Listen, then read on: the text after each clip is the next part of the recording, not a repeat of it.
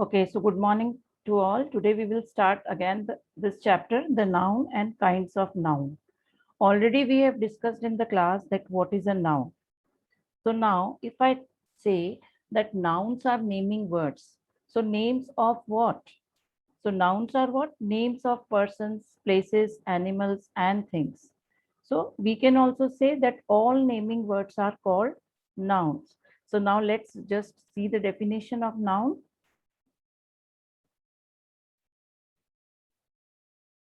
So what is a noun? Words which are used as names of persons, places, animals, things, and abstract ideas. They are called nouns. What do you mean by abstract ideas? I told you which you cannot perceive with your five senses. Only you can feel, only you can imagine those ideas like happiness, sadness, honesty, truth. So if I want to define nouns in short, it can be all naming words are nouns. So this is the definition. Now some examples. As we said that noun is a name of a person, place, animal, thing or an idea. So a person, baby, an animal, puppy, place, city, thing, flower, an idea, freedom. So this is abstract idea. Freedom is what? You can just imagine. You cannot see, you cannot touch, you cannot feel, you cannot taste. So now coming to the next is kinds of nouns. So many types of nouns are there. We are going to study one by one. So the first one is a proper noun.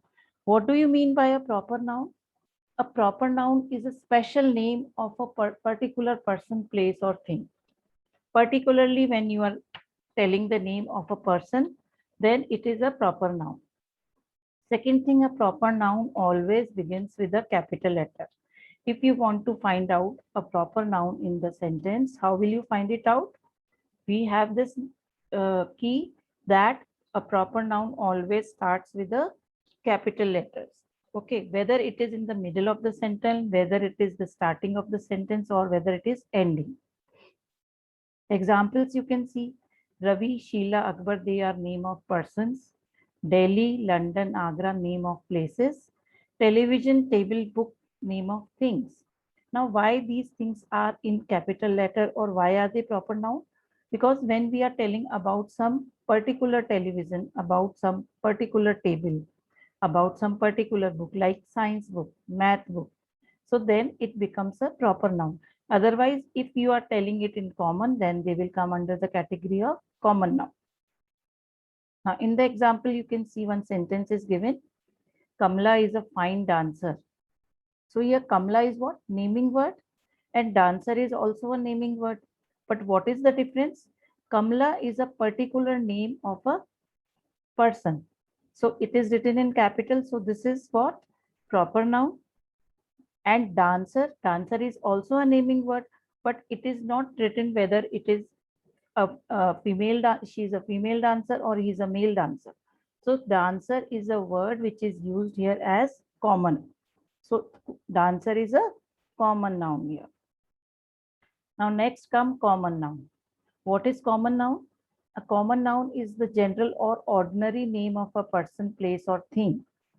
For example, if persons we are saying girl, boy, sister, brother, places, hospital, country, town, and things, water, butter, book, or car.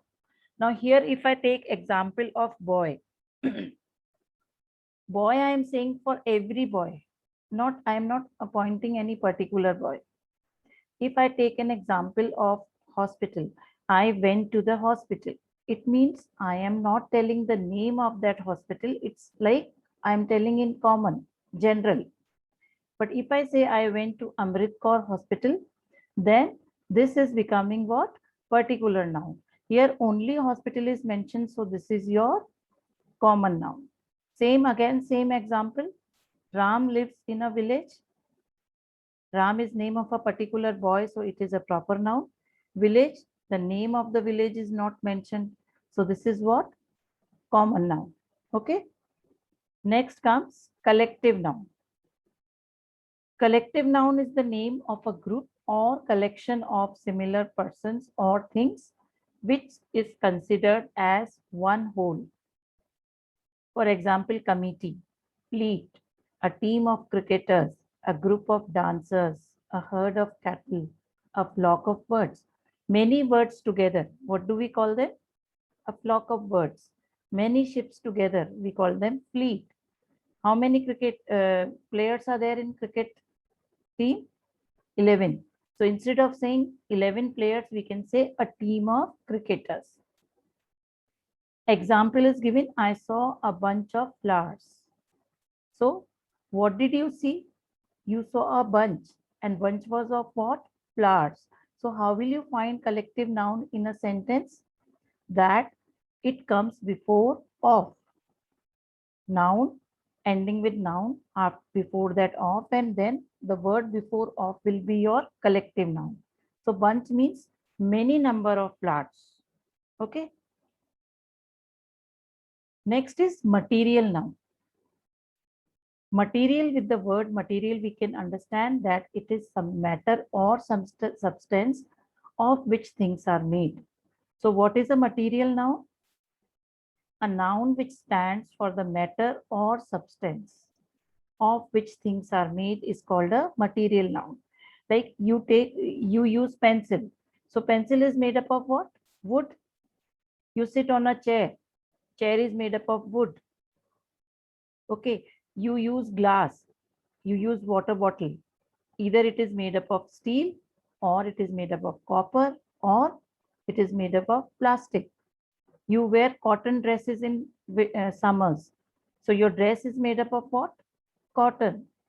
Okay. Nails. Nails are made up of iron. So with the example only you can see that out matter or substance out of which things are made, they are called material nouns. So in the example, plastic, cotton and iron are material nouns because it's given plastic is of much use, cotton dress is cheap, and iron is very useful metal.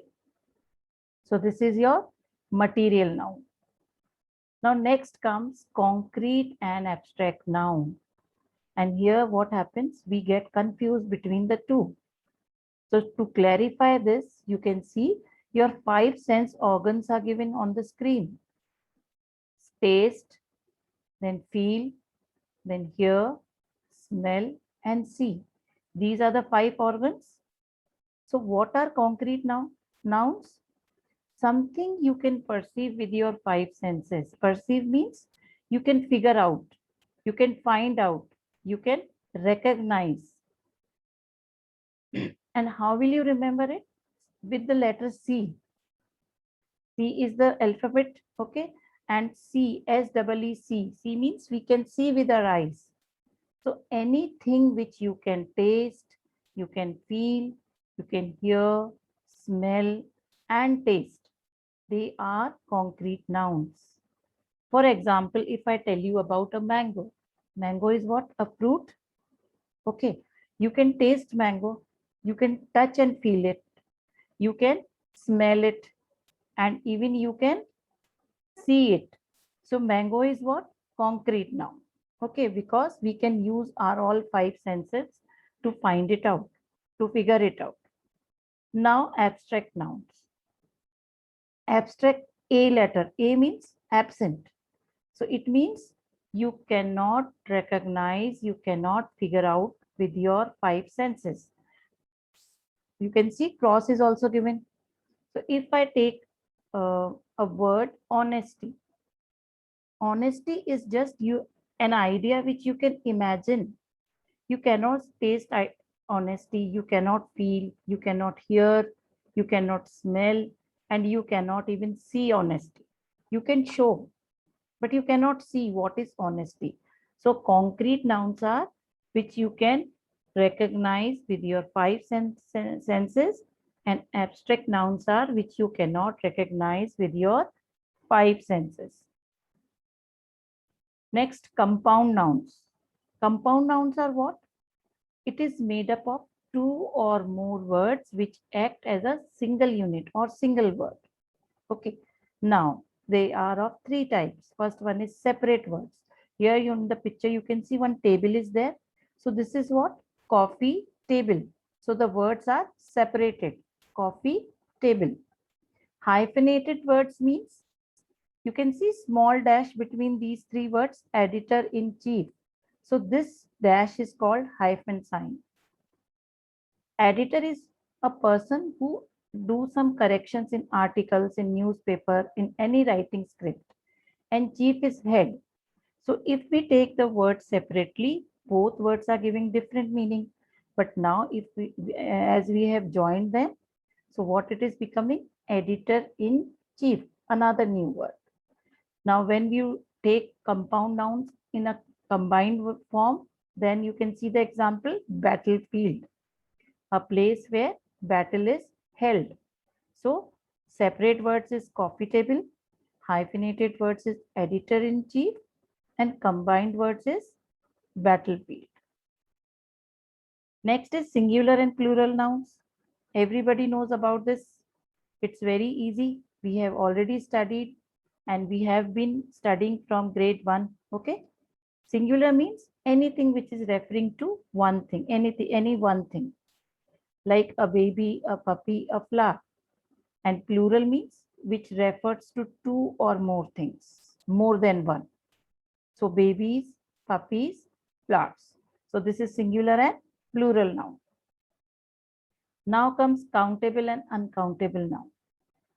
With the word countable, you can find out that countable means anything which we can count, and uncountable means anything which we cannot, things which we cannot count.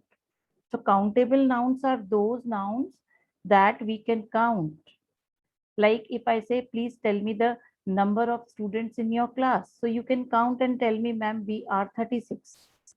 How many pencils you have? Ma'am, I have 3 pencils. But if I tell you, please go and count the grass in your garden, can you count the grass? No, you cannot count the grass. Count the sugar in the box, in the container. Count the ice cream. You can count the packets of bread. You can count the packets of cheese, but single you can't count. You cannot say, I have eaten breads. You will say, I have eaten 2 slices of bread. Okay. So uncountable nouns are those nouns that we cannot count and they have no plural form. So now again, we put a or n before singular nouns like a book, an ice cream, and we do not use article a or n with uncountable nouns. So this is countable and uncountable noun. That's all for your nouns.